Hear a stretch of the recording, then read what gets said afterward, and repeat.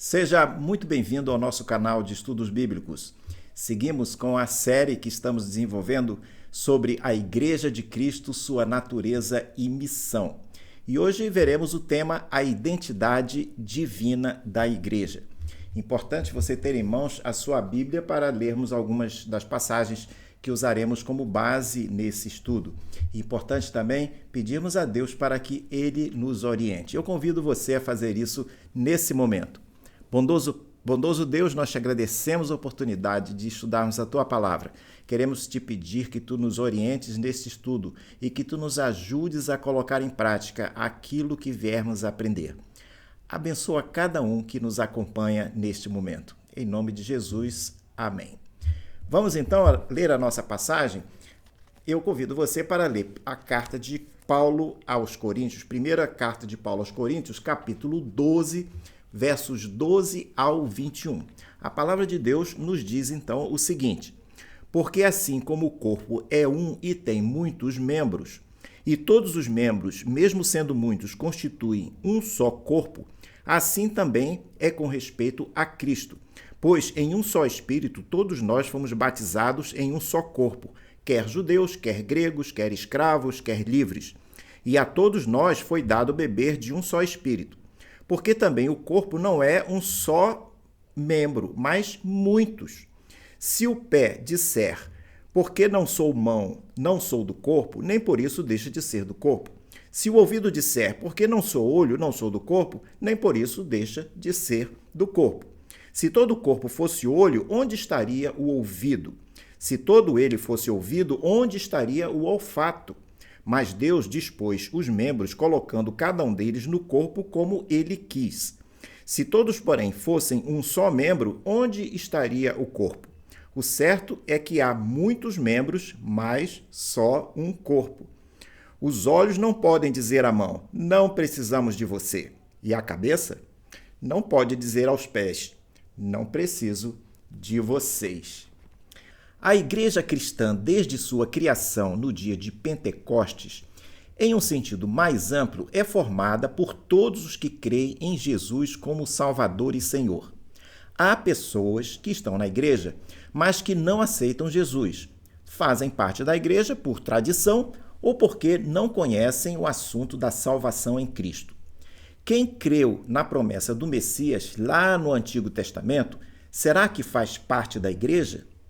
No Novo Testamento, lemos que os crentes em Jesus são povo de Deus. Há comentaristas estudiosos que entendem que a igreja deveria considerar todos os crentes em todos os tempos, incluindo os israelitas do Antigo Testamento que compunham o povo de Deus. Mas esse entendimento encontra oposições, dado que existem distinções relevantes entre a igreja do Novo Testamento e os israelitas lá do Antigo Testamento. No Antigo Testamento, Israel era um grupo étnico nacional composto de crentes e incrédulos. A igreja, em seu sentido mais verdadeiro, é um grupo espiritual composto de crentes de muitas nações e de diversos grupos étnicos. No Antigo Testamento, a pessoa passava a fazer parte do povo de Deus por conta do seu nascimento físico, como descendente de Abraão. No caso da igreja, porém, no Novo Testamento e depois, a pessoa passa a fazer parte da igreja, a partir do nascimento espiritual, quando ela aceita Jesus como Messias, o Messias Salvador, aquele que é Senhor, Salvador e Senhor. Pode-se dizer que os crentes do Novo Testamento, incluindo os crentes de hoje, fazem parte de um povo de Israel, que podemos chamar de Israel espiritual. No Antigo Testamento, os israelitas faziam parte do povo de Deus, mas não faziam parte da igreja, pois ela sequer existia naquele tempo.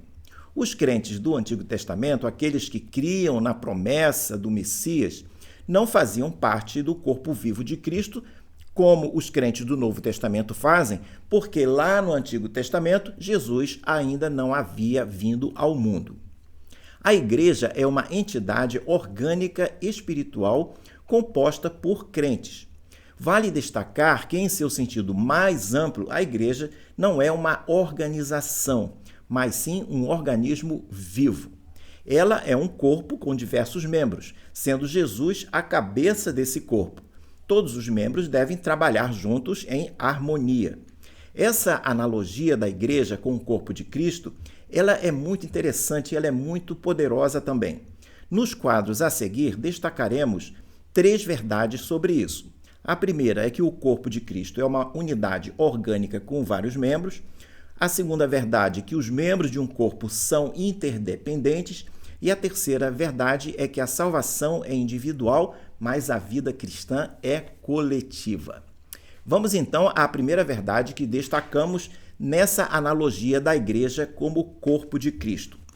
Dentro do tema do nosso estudo de hoje, que é a identidade divina da igreja, encontramos no Novo Testamento diversas palavras que apontam de forma simbólica alguns conceitos sobre os crentes e a igreja.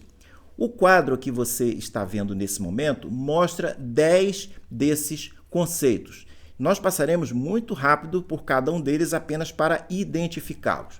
Você vê então na coluna da esquerda o conceito genético. A identificação desse conceito fala-se o corpo de Cristo. É uma expressão simbólica. E aqui no extremo, na coluna da direita desse quadro, nós temos as passagens bíblicas onde você encontra referência a esse conceito e a essa identificação. E nesse caso, Romanos 12, o verso 4 e 5, e 1 Coríntios 12, de 12 a 21, foi o texto que nós lemos logo no início. Outro conceito, o segundo conceito nessa lista é o conceito político. E a identificação é eclésia. A igreja é chamada como eclésia, como uma assembleia, como uma congregação. Isso aparece lá em Atos 19, 41. Outro conceito é o agronômico, onde a igreja é chamada lavoura de Deus. Aparece em 1 Coríntios 3, 9. O outro conceito que aparece logo a seguir é o arquitetônico, onde mostra que a igreja é como o edifício de Deus, também lá em 1 Coríntios 3, 9. Há também o conceito familiar, em que há uma indicação de que Cristo é a cabeça da igreja, dentro daquele sentido de que a igreja é um corpo, que aparece lá em Efésios 5, 23. Também no conceito familiar, nós encontramos a expressão ou a identificação da igreja como uma família de Deus e a igreja como noiva de Deus também, uma outra expressão que nós vamos encontrar, e aí aparece Atos 2, 42 a 47 e Mateus 25, o verso 1. Outro conceito é o conceito botânico, em que os crentes ou a igreja são os ramos de uma videira. Há o conceito sociológico, em que a igreja é chamada ou identificada como uma comunidade. Também aí tem as passagens que você pode verificar, os textos. Há também o conceito militar, em que os crentes formam um exército de Deus, que aparece lá em 2 Timóteo, no capítulo 2, verso 3 e 4. E o último conceito nessa nossa lista é o conceito diplomático, em que os crentes são embaixadores e que levam a mensagem do Rei Jesus às demais pessoas, que aparece lá em 2 Coríntios, capítulo 5, verso 20.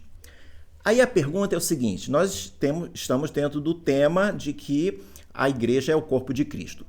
Quais conceitos dessa lista apontam para essa identidade divina de corpo de Cristo e outras identidades nessa lista, que outros conceitos também apontam para esse conceito divino, de identidade divina da igreja? Certamente, o corpo de Cristo é uma identificação das mais fortes, né? Porque o corpo é uma coisa viva, é um organismo vivo. Então, desses conceitos todos que nós lemos, 4 deles apontam bem para essa identidade divina da igreja, sendo o corpo de Cristo o primeiro deles. Esse é o conceito genético. O conceito agronômico e o conceito botânico, eles estão ligados também à natureza e à dinâmica da vida, e também podem ser identificados com a criação de Deus e podem estar associados com essa identidade divina da igreja. O quarto conceito que se aplica é o conceito familiar, que além de significar vida humana, lembra também da criação humana feita à imagem e semelhança de Deus. A Trindade, ela aponta para essa semelhança desde a época da criação. Então aqui nós encontramos outro conceito, outra ideia que aponta para essa identidade divina da igreja. No estudo de hoje, nós abordaremos apenas o conceito genético, a igreja como corpo de Cristo. Em Romanos, no capítulo 12, lá no verso 4 e 5, Paulo apresenta brevemente o conceito da igreja como corpo de Cristo. E ele também utiliza essa figura em outras passagens bíblicas. Por exemplo, Efésios, capítulo 1, verso 22 e 23, no capítulo 4, versos 15 a 16, Colossenses 2 e 19 e outras passagens. Em 1 Coríntios 12, 6 a 11, ele aplica esse conceito à questão dos dons espirituais que os crentes recebem de Deus. Esses dons vêm de forma diversa e harmônica, visando o serviço cristão. Paulo enfatiza que aqueles que possuem esses dons devem exercê-los fielmente para quê? Para que o corpo de Cristo, a igreja, funcione adequadamente. Importante notar que nenhum membro possui todos os dons, o que nos leva a concluir que todos os membros dependem uns dos outros, ou seja, eles são interdependentes, como exatamente é um corpo humano. Os membros do corpo humano são dependentes entre si. Esse princípio aparece claramente quando lemos Romanos, capítulo 12, verso 4 e 5, quando diz: porque assim como num só corpo temos muitos membros, mas nem todos os membros têm a mesma função, assim também nós, embora sejamos muitos, somos um só corpo em Cristo e membros uns dos outros. A conclusão aqui é que, da mesma forma que o corpo humano não funciona direito se apenas alguns membros trabalharem, o mesmo acontece com a igreja, o corpo de Cristo. No próximo quadro, nós vemos a segunda verdade que destacamos nessa analogia da igreja como corpo de Cristo. Sabemos que para que um corpo se mantenha saudável, cada membro do corpo, ou cada órgão, ou cada sistema interno deve funcionar bem e funcionar em harmonia com todo o corpo. Mas como funciona essa harmonia? Para os membros do corpo funcionarem bem em suas diferentes funções, eles devem operar de forma interdependente, como mencionamos. Mas observe que para haver essa interdependência, o membro deverá se submeter ao corpo. Não dá para cada membro querer fazer o que bem entende.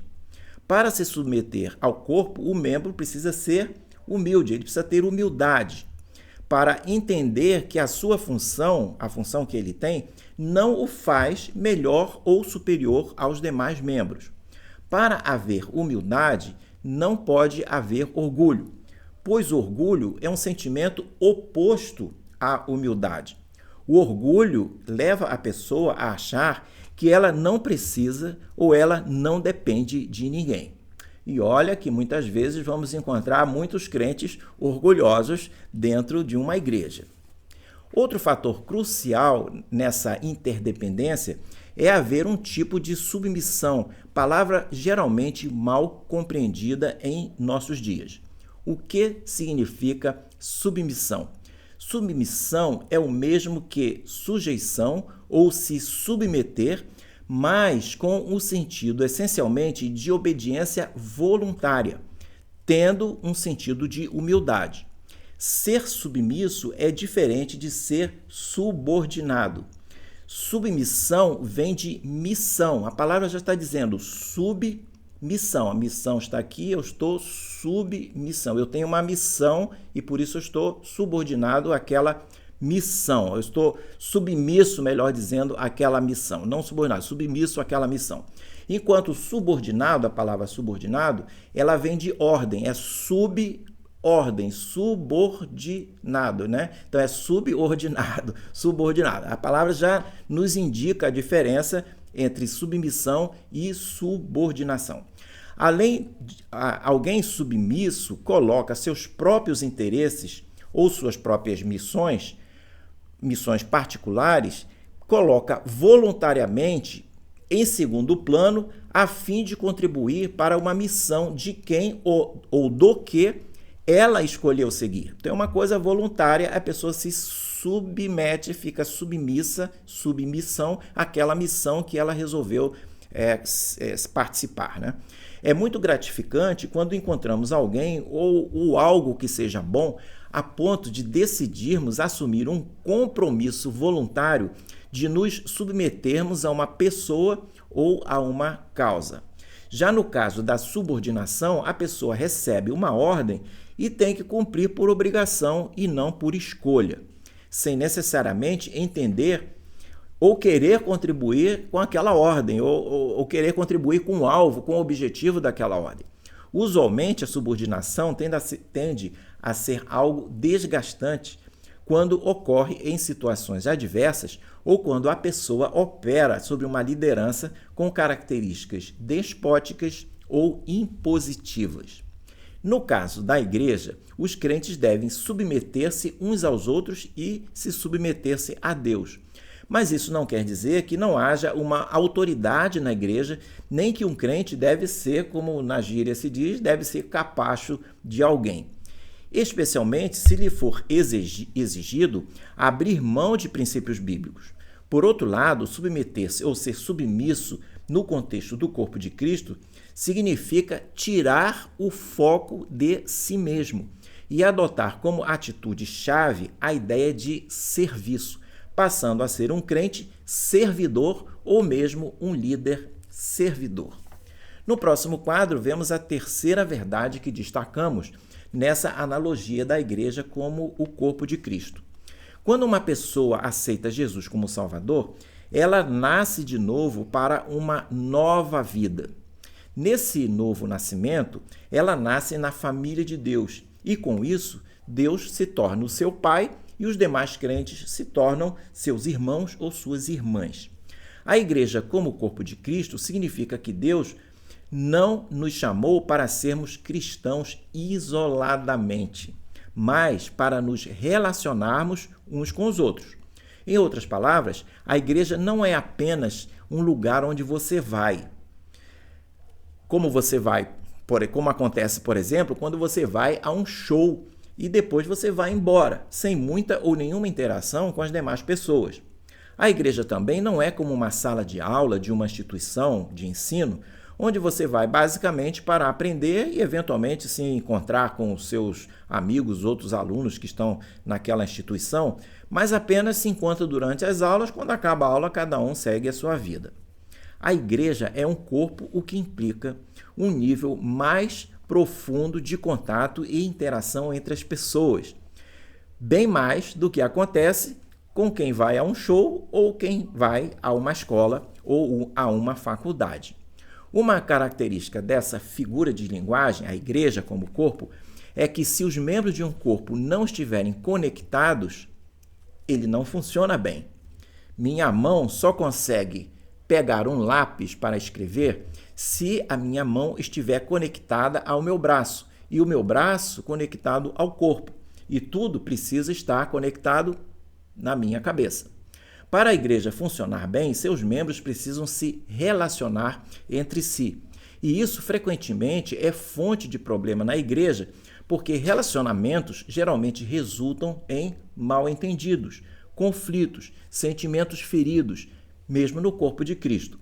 Muitas vezes, no ambiente da igreja, encontramos crentes que ferem outros crentes. Alguns dos feridos abandonam completamente a igreja por causa desse tipo de dissabor. Outros frequentam a igreja, mas não se interessam em se envolver no serviço cristão, porque acham que vão se machucar. Sem pertencer a uma igreja e sem se engajar de alguma forma em suas atividades, o crente poderá até ser salvo se aceitou Jesus como Salvador. Mas sua vida cristã será medíocre, porque a vida cristã é coletiva. Precisamos de outras pessoas para vivermos a vida cristã, aprendendo a amar ao próximo, a perdoá-lo, a encorajá-lo e receber de volta amor ao próximo, perdão e encorajamento. Se nós estivermos isolados, como que isso vai funcionar? No próximo e último quadro, chegamos à nossa conclusão. Nenhuma igreja é perfeita e sempre haverá potencial de problemas de relacionamento entre os crentes. Isso ocorre por conta de nossas diferenças e porque todos nós ainda somos propensos ao pecado. Mas o fato é que os benefícios dos bons relacionamentos interpessoais em uma igreja tendem a ser muito maiores do que os maus. Por ter uma identidade divina, uma igreja cristã saudável terá a presença ativa do Espírito Santo, que é um espírito de união e não um espírito de dissensão. Essa presença ocorrendo na vida dos crentes os levará a superar seus problemas individualmente. E, como consequência disso, os problemas que vierem a assolar a igreja composta por esses crentes, esses problemas serão também resolvidos.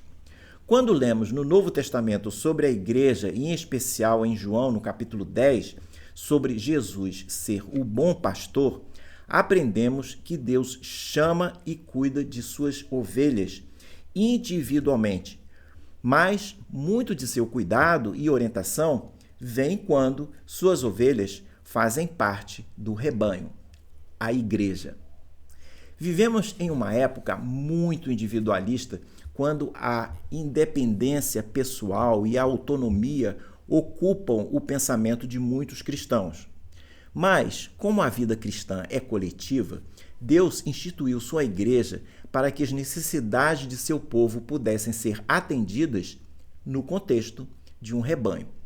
Quem entrar para o rebanho de Deus, aceitando Jesus como Salvador e participando das atividades da igreja, e a igreja sendo saudável, terá a oportunidade de ser ajudado na vida cristã e terá a oportunidade também de ajudar outros, participando com isso do crescimento do reino de Deus na terra.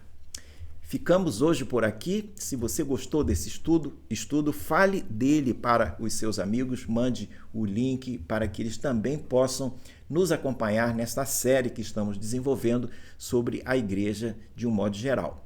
No próximo quadro, você vê o panorama dessa série dos estudos que estamos tendo.